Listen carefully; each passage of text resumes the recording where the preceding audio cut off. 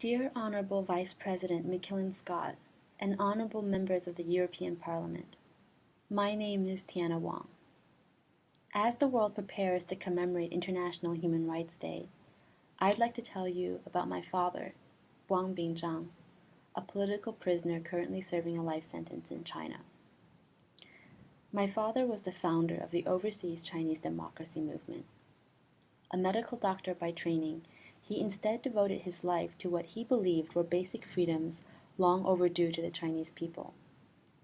For 20 years, he was based in North America and worked towards his dream of a democratic China. He started a dissident magazine, founded several opposition organizations, and traveled the world giving speeches to inspire people to share his ideals. On June 27, 2002, my father was traveling in Vietnam when he was kidnapped, forced into China by boat, and arrested by Chinese police. After being held incommunicado for 6 months, he was subjected to a sham trial, held behind closed doors, during which he was not allowed to speak. No evidence was presented, nor any witnesses called. He was convicted and sentenced to life in prison. Since then, my father has been serving his sentence in solitary confinement in southern China. Not only does he have very little contact with other inmates, he also has very little contact with my family. The prison allows only one visit a month, each lasting about 30 minutes. But because all of my family live in the United States or Canada, it's difficult for us to keep up with these monthly visits.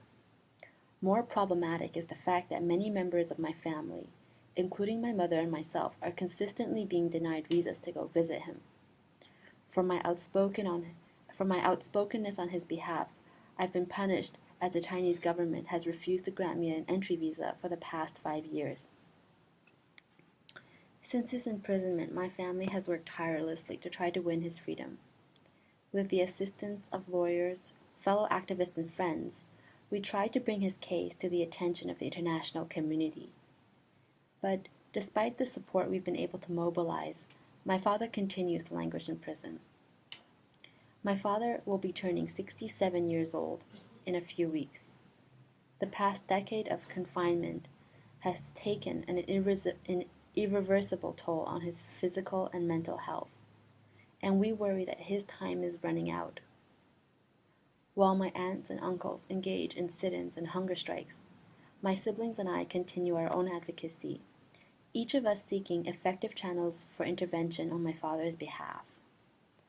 But ultimately, it is high-level diplomacy that offers the best chance for those like my father.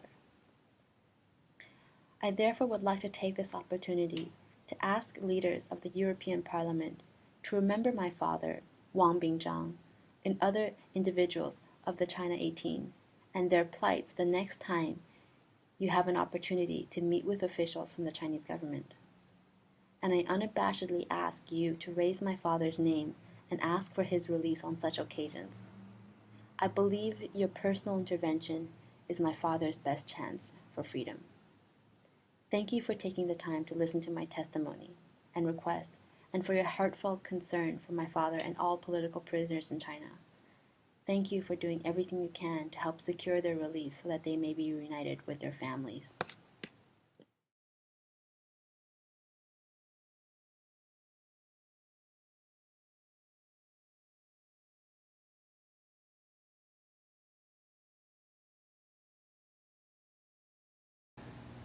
Dear honorable members of European Parliament, ladies and gentlemen, I'm very thankful for the originator for giving me an opportunity at this hearing so that I can speak a few words for my father, human rights lawyer Gao Zhisheng.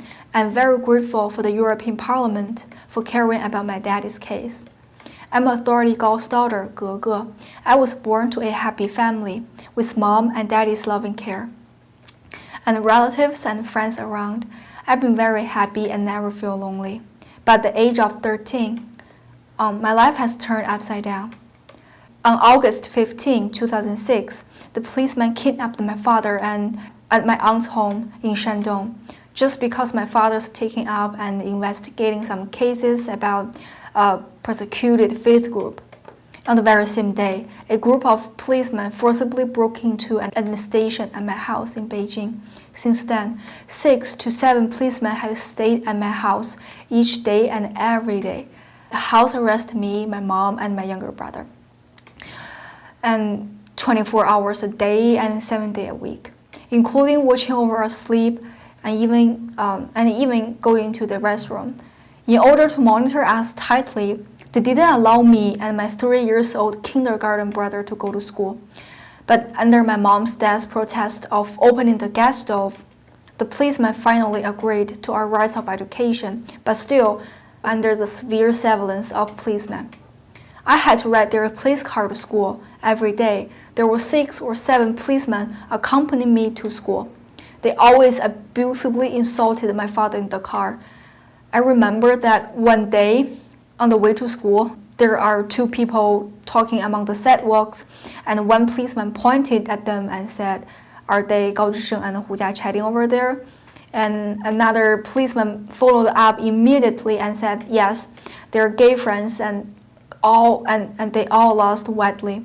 That's how I started my day of school every day. Policemen would in and sit behind me in the classroom in every class, including the music course. The severe surveillance applied to my toileting too. They went to the restroom with me and they did not allow me to close the door. One of the most annoying things is that my teacher is in front of the class and said, "None of you can bring cell phones to school. If Gege uses your cell phone, you will face very serious political charges." Also, my computer class was the only course in the school being cutting off. My spirit and my nerves went close to collapse. After my father was taken away from us, I endured the pressure about my day-to-day life, suffered discrimination from classmates and teachers, and was forced to experience the loneliness at my young age. I lost all my sense of security. And also, my 3-year-old brother had also need to sit in the police car to school. His kindergarten classroom is the only room with surveillance cameras in the whole nursery. In September 2008, the policeman did not allow me and my brother go to school again. This promoted our determination to leave China, escape this unbearable mistreatment.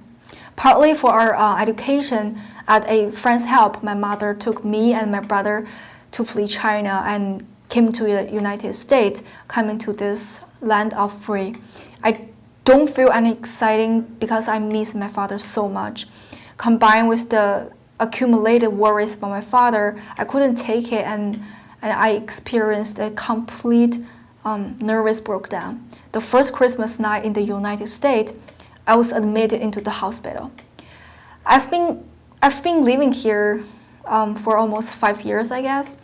I couldn't hear my father's voice or receive any letters from him or any letters about his current situation. I missed him so much. The most recent news was the past January that my uncle went to the president to see him. My uncle was not allowed to release any information about my father by the Beijing authority. It's almost another year since then, and for by various reasons and regulations, they did not allow my big family to see my father, such as my grandpa, my grandma, and 3 aunts, and his brothers and sisters, and all other relatives. And all my relatives' names are so-called blacklisted. They were deprived of the rights from even getting a password. 8 years passed. The persecution about my father is not only not over, it's also extends to all his family members. Living in the freest country in the world, it has been very sour in my heart. This freedom has not yet been open to me or my family. My younger brother has tearfully said to me once, I couldn't remember daddy's face or the figure, and I can no longer familiar with his voice. Today, I summon my courage and speak up of the hearing of my story of injustice, suffering. I want to let you know that my dad is still behind the bars, and my mom is in very poor health, struggling to support the family. and I need to go to school to complete my education, and my brother is still young. How individuals or a family can constantly fight with a huge country that has made our family suffering so long. I hope the European governments and the people can hear our hopeless voice and act right now. I know that only you can help me get back to my normal life and comfort my brother's young heart and feelings. Help my dad be released with peace and get my family reunion. Thank you for all helps that you can render to our family. Thank you. Dear distinguished members of the European Union Parliament, I am Lisa Peng, daughter of political dissident Mr. Ming. I would like to thank you for reaffirming the universal values of human rights, freedom, and justice for not only my father, but for the many others like him. I know that my father would be very grateful for your efforts to revive his mission. My father, Mr. Ming, is an environmentalist, an economist, and a human rights activist. He was the founder of China Development Union, an organization which sponsored think tanks that gave his fellow Chinese citizens the opportunity to discuss highly censored topics like human rights, freedom, and justice. As a result, in 1999, my father was sentenced to 18 months of re-education through labor camp. At the time, I was 2 years old. Upon his release, my father was faced with the possibility of a second arrest, and so my entire family, my mother, father, brother, and I, fled from political persecution to the United States in 2001, where all of us were granted official UN refugee status. But 18 months of labor camp did not stop my father from continuing to stand up for human rights. In 2004, when I was 8 years old, my father went to Thailand to establish a safe haven for persecuted refugees. There, he was lured by 8 Chinese secret police to the border of Thailand and Burma, where he was kidnapped at gunpoint and brought back to the Communist Party in China, the regime that had persecuted him in 1999, the regime that has now sentenced him to life in prison. The United Nations Working Group for Arbitrary Detention has determined that my father's arrest is an arbitrary deprivation of his liberty. But although my father has been denied the exercise of his right to freedom of expression, he continues to exercise physically, mentally, and spiritually. Despite nearly 10 years in prison, suffering massive heart attacks and chronic kidney stones with no medical care, my father still persists. He is a man of faith. He is a hopeful father, brother, and son. And it is this hope that my father has instilled in me, despite the thousands of miles that have separated him from nearly a decade of my life, a decade of childhood memories, emotional growth, and intellectual maturity.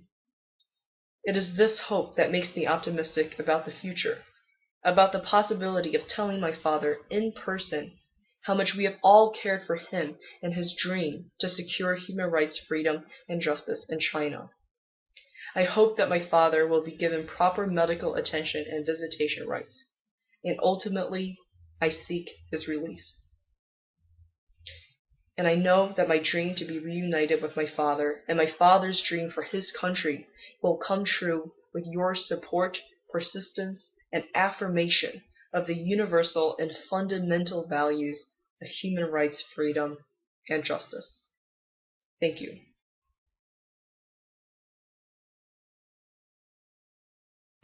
尊敬的主席先生，欧洲议会的各位议员，大家好，我是秦光城的大哥秦光福。说起我们一家遭受的长期迫害，必须提到秦光城，因为他是对秦光城非法迫害的继续。现在关押秦可贵就是对秦光城逃离的惩罚。秦光城从家里冒死逃出后，当局某些官员恼怒、恐惧到了疯狂的程度。2012年4月27号凌晨0点以后，我被云南县公安局警察戴上黑头套非法绑架。他们由队长薛可伟带领，翻墙、撬门、破锁入室，没有穿制服和任何法律手续。我被带到云南县经济侦查大队，戴上手铐脚镣，绑在行刑椅上，持续进行了长达47个小时的酷刑，期间备受辱骂、打耳光、抠肋骨、踩脚趾、皮带抽、饿饭、不让喝水、不让睡觉、不让上厕所等非人道对待。我被绑架20多分钟后，由双户镇镇长张健带领20多个手拿羊羔把的不法人员侵入我家，无任何法律手续，便同时对各个房间开始翻箱倒柜的搜查，抢走了家中仅有的现金、手机、身份证、资料等物品一宗，且砸坏了家中的电视机、缝纫机、家具，并将多个上锁的抽屉撬坏，抢走了其中的所有物品。这期间，多人对可贵妈进行毒打，可贵也被众多闯进屋的歹徒用木棍、群殴，脸上、脖子上、胳膊上、腿上等多处被打伤。当可贵妈试图用身体保护儿子时，又被抓住头发暴打。在这种再不反抗就会被打死的情况下，也为了保护发高烧40度的孩子，可贵顺手拿起菜刀试图自卫。张健见状大喊：“他手里有刀，砸死他！”万般无奈，可贵挥刀自卫。黑暗和混乱中伤了张健和2名联防队员。27号，刘芳收到可贵的短信，给我请律师，随后去北京请了丁锡奎和司伟江2位律师，但都未能介入此案。理由是当局给安排了法律援助律师。法院开庭也未通知任何亲族。可贵被违法判决3年零3个月，程序和实体显然违法，现正在山东省临沂监狱服刑。2013年3月初，我在送孙子秦富斌上学途中，多次被身穿军大衣、头戴头盔的骑摩托车的人跟踪。有一天下午放学后，更有双户镇计生班的徐锡才到学校去找我的孙子，他们连一个5岁的孩子也不放过。2013年4月18号开始，他们每天夜里1点左右都往我家扔石块、砖头和未开启的啤酒瓶，砸坏房瓦、门窗玻璃，还有死鸡、死鸭。因当时正值禽流感高发期，门口被放烧纸，村里村外张贴和散发大量小字报，侮辱和谩骂陈光诚、陈光福是大汉奸、大流氓、卖国贼，扬言要砸断狗腿、砸死全家。连地里栽的杨树也2次被拔，蔬菜、大蒜更被拔出晒干。5月9号，更有驾驶无牌车的不明身份人员对我进行人身攻击，且踏坏手骑电动车。回家想把遭受袭击的事情在网上发布，结果发现被停网消耗。4月24日，可贵被确诊为阑尾炎，但监狱方多次拒绝家人提出的保外就医的申请，致使延误治疗，造成阑尾化脓，形成脓肿，至今没有完全康复，每天还要带病从事10几个小时的体力劳动。2012年5月，中央政府承诺彻查违法官员对光诚和家人的非法迫害，但此承诺至今没有兑现。奉劝当局，既然错了，就不要以更大的错误去极力掩盖。希望欧洲议会的会员们能够和中国人民站在一起，关心、支持众多受专制迫害的个体和家庭。谢谢大家。Dear Honorable Vice President, Honorable Members of the European Parliament and friends, my name is Bridget Chan. Today I want to simply introduce the current situation of my father Liu Xianbing as a daughter and a witness. My father has been in prison 3 times, which totals up to 14 years. Like every other parent, my dad has always wanted to take care of me as I grew up. Yet he was absent from my childhood until I was 11. When Dad was released from prison in 2008, he couldn't believe that the little baby girl has already grown up and become a teenager. However, he was once again taken away from my life by the policeman in June 2010. Therefore, I came to the United States, and the distance between me and my dad was lengthened. Moreover, I left my mom alone since her passport application was rejected by the Chinese government. Because of this, my family was separated in 3 different places. My father is in an actual prison, and my mom is in an invisible prison. As a daughter, all I want is the reunion of my family and the completion of my parents' marriage. However, this simple wish became unrealistic in China, and my dad was convicted of subversion of state power just because he has told the truth and done what is right and just. Life in prison must have been really hard for my dad, but fortunately we can still encourage each other by writing letters. In the newest letter from my dad, he wrote, "My kid, your complaint of your ugly handwriting has made me feel guilty. Because if I was with you when you were little, I would have taught you a beautiful cursive. The absence of me has made this family incomplete, and it must have been difficult for both you and your mom when I'm not by your side. So I can only express my love through these letters so that she will still feel my love for you, even when I'm not here with you. Never stop being virtuous and kind-hearted. For even though kind people has always been treated unjustly in this chaotic world, they will be blessed and remembered eventually."